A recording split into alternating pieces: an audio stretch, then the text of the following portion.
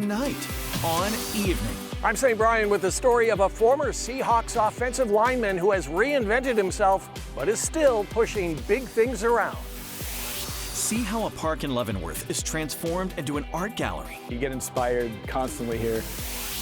And from grain to glass, take an exclusive look inside the place where Woodinville whiskey begins.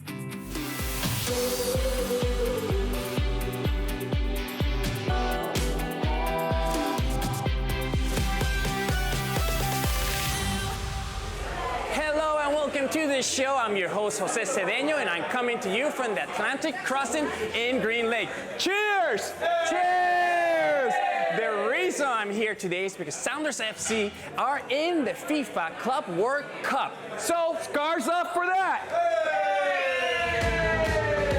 They are scheduled to play a total of 3 games. This British style pub To the Arsenal! is an official Sounders FC supporters bar. That means it's a great place to watch the games with other fans. I talked to the owner who is very excited for the events coming. There's a lot of people that are going to be going to the games, but there's a lot of people that don't have tickets, so hopefully they'll come here. So the bar is over 21, but kids, as you can see, are welcome here. The food is amazing. Best fish and chips in Seattle by far. Why this is a perfect bar for football or soccer fans to visit. The atmosphere during games is incredible. It's become very well known for showing football for 20 years now. Became an official Sounders bar even back in the USL days, so before the MLS. So come on here, come to the Atlantic Crossing. And of course, we're gonna have more on the Atlantic Crossing later in this show. But first, in the 90s, he was an offensive lineman for the Seahawks. Now he's leading another team. Here's Saint with the story. Hey, after a devastating football injury, Jason Childs reinvented himself and discovered a new profession for a guy who likes to push big things around. Somehow, even when he's sitting behind a desk in his office, Jason Childs looks like someone you'd much rather have on your team. The Seahawks certainly thought so. That's me. That's back in the day. Yeah, 320 pounds, a little different uniform there. Instead of X's and O's on a football field, Jason, as CEO of Saltchuk Marine, tracks thousands of ocean-going container ships that his company's tugs will guide into safe harbors up and down the West Coast. Here's Lynn Marie, one of our larger tugboats, and you got the John Quigg. To learn more about the man and the company that owns Foss Marine, we boarded a tugboat called the John Quigg and set off across Elliott Bay. Jason, do you ever get tired of this view?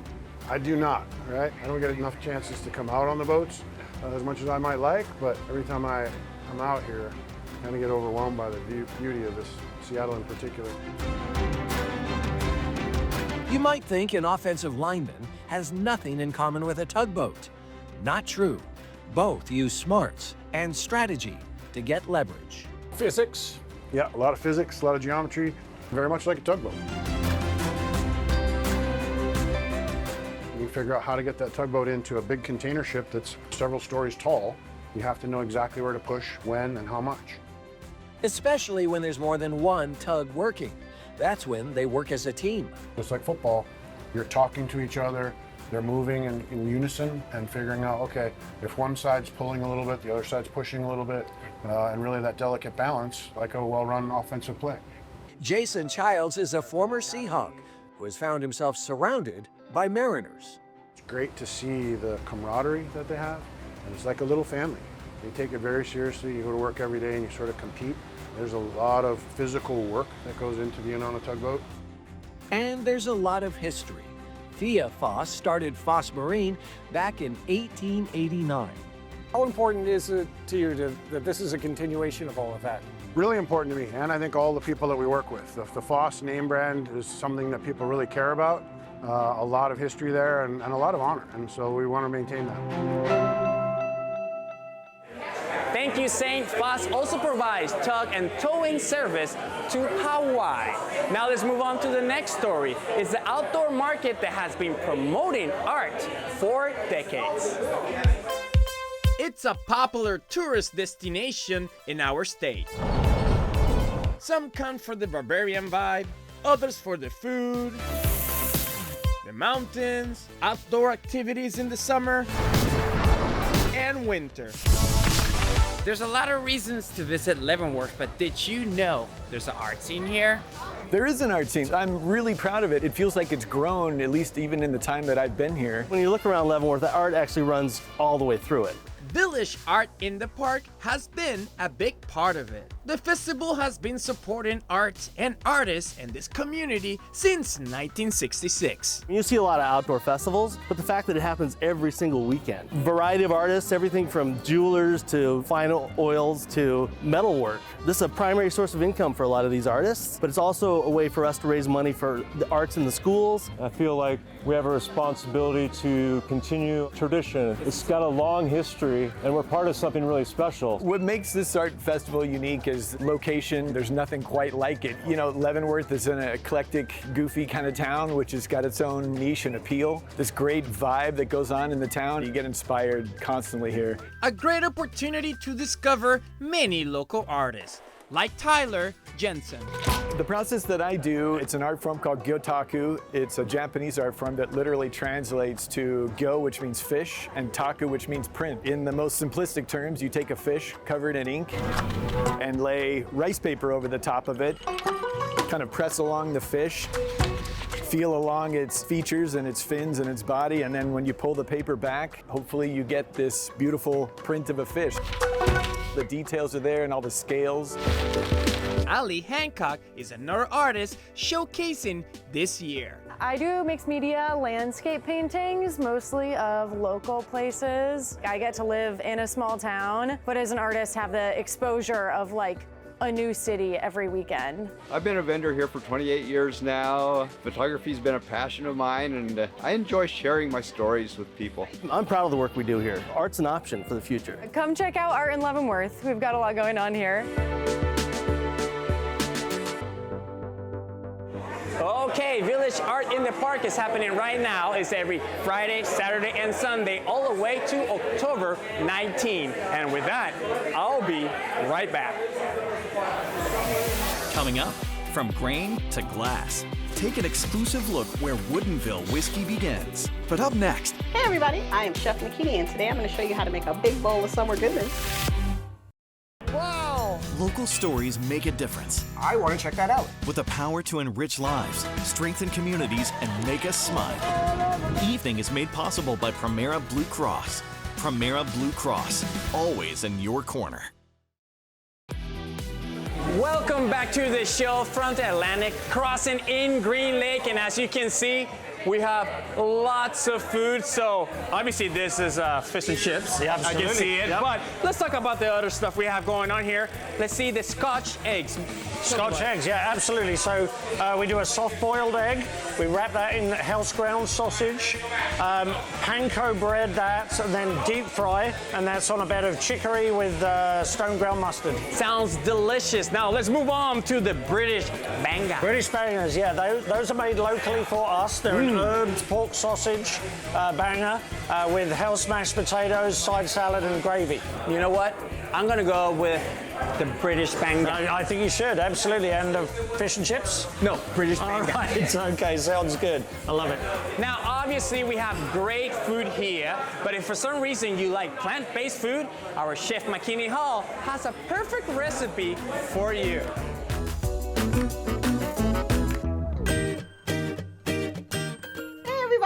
Welcome to my new kitchen. Today I'm going to show you how to make a perfect dish for the warming summer weather that we have coming. It is a vermicelli bowl with Makini's tofu egg roll. So I'm going to go ahead and put the mushrooms in first. We know I like a hit and sizzle. I'm going to put a little garlic on top, tiny bit of ginger. Let's get these starting to brown a little bit. You see how my pan looks dry already? So this is safflower oil, comes from a flower. It's not a seed oil, and some folks feel a way about seed oils. So we're using safflower. A little bit of white pepper, that's a lot of pepper, but you know, do you. And then I'm gonna put a little bit of Makini's shiitake ginger tofu. This is gonna make our little mushroom mixture nice and meaty. So this is from my new brand of tofu. It's called Makini's. It's available in grocery stores now. And I like this flavor for this application because it's an Asian-inspired tofu. It's ginger, it's garlic, it's sesame, it's shiitake. So it's got all those really good flavors. It's easy to use. All you do is pick it up in the grocery store and start to create some magic with it, like we're gonna do today. I'm gonna toss some green onion in there. So I'm gonna give these a little splash of soy sauce. Now, I am making this dish with 2 types of tofu. This is Steph's tofu. The texture is different from Makini's tofu. However, the flavor profile is similar, so they're gonna be really complementary in this dish. I have some pre-cooked vermicelli noodles here. I have some shredded lettuce we're gonna put in here. This is a cucumber pickle that I made. We're gonna put a little of that on top. We're gonna put our mushroom mixture. Whoop.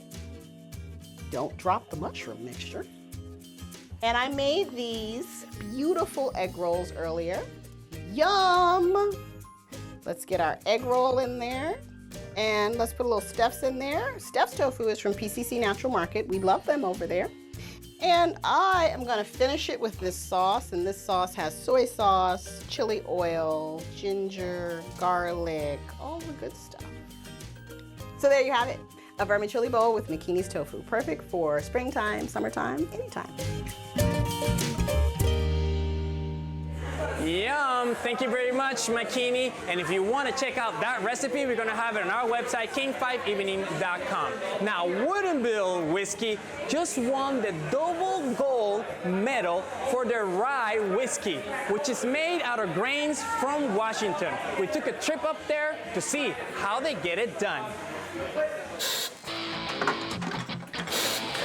This is where it starts. This is where the dirt is. This is where the grain is grown. This is Quincy, Washington, where a 4th-generation family farm grows the corn and rye used to make Woodinville whiskey. Brett Carlisle knows every minute detail about the process because he founded the distillery in 2010 with his college buddy Orland Sorensen. They'd never distilled before, and lots of people told them it was risky to try. About a decade later, this is the reward. The grains are still milled and distilled in Woodinville, but the whiskey is driven here for aging and bottling. From there, the barrels are moved into aging houses and strategically rolled into place, where they sit for 5 years. There are more than 11,000 barrels in this warehouse alone, and it's one of 4. 2010, I could never fathom that we would actually produce this much whiskey. So it's actually really cool. When the time is right, the whiskey is bottled, labeled, and shipped out to a fan base with extraordinary dedication, especially in the month of September. That's when Woodinville Whiskey releases limited edition bottles of their flagship product, finished in a unique barrel. Brett individually numbers and signs the first batch of bottles, and whiskey enthusiasts line up hours in advance in the dead of night to buy them. To me, it still blows my mind that people would wait outside or camp out overnight, even for days, to get a bottle of our whiskey. I'm very humbled by that. It's pretty cool. Though the brand now has global name recognition, it's still rooted here, in central Washington soil and the east side town, where 2 friends had one crazy idea. That's why I got into the business, is to make a good whiskey to share and people to enjoy.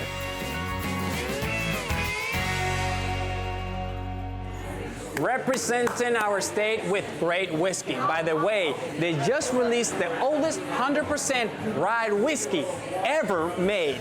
Each bottle has been aged for 8 years. Just go and check out the tasting room in Woodinville and pick one of them, maybe for Father's Day. The price tag is $129.99. Now I feel like I really need a whiskey shot.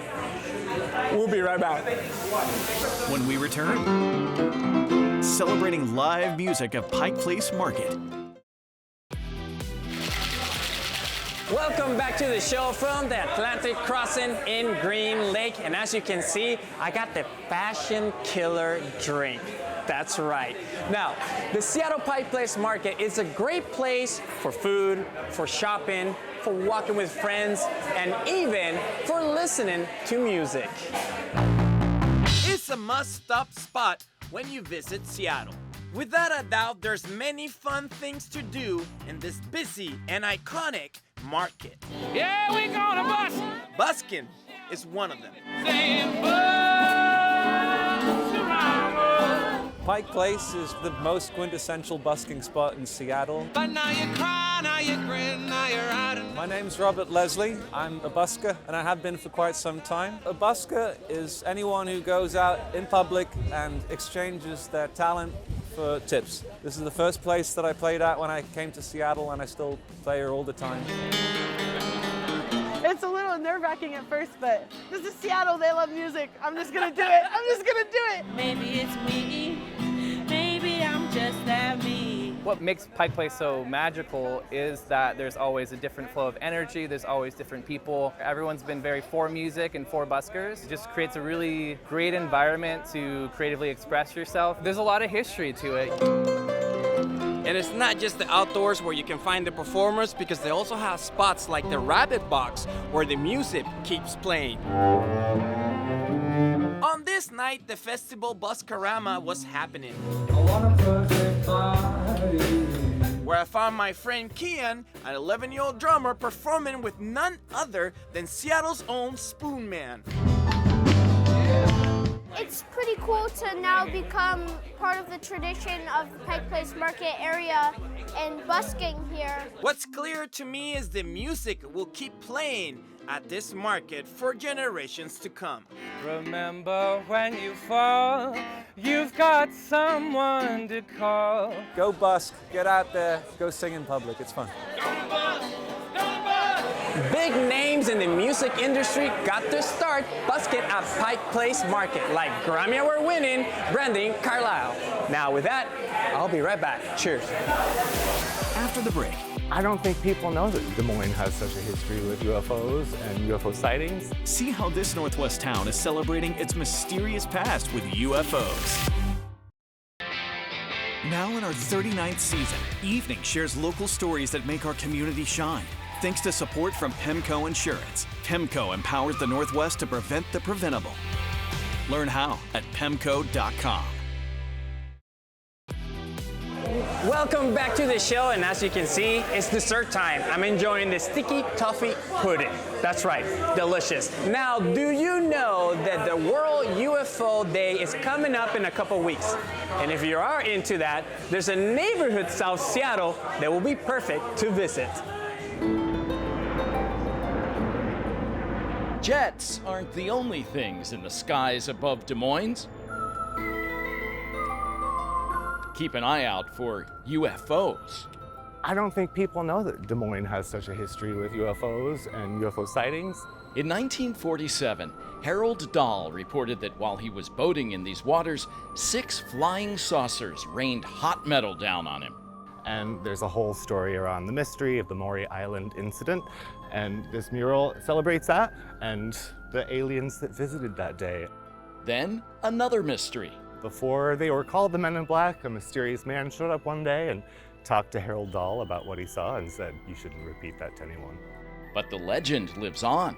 That mural, a plaque explaining the incident, and a monument to the incident's only casualty, Harold's dog Sparky, keep the strange story alive. Greetings, aliens! They're even trying to lure the aliens back. This is our bait cow. Bait cows. We know you love abducting this land species, so we figured they were the best way to reach you. The bait cows carry a video message welcoming the aliens, assuming they know how to scan a QR code.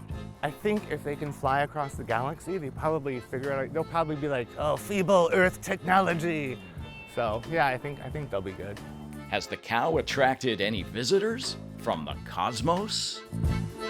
Not yet.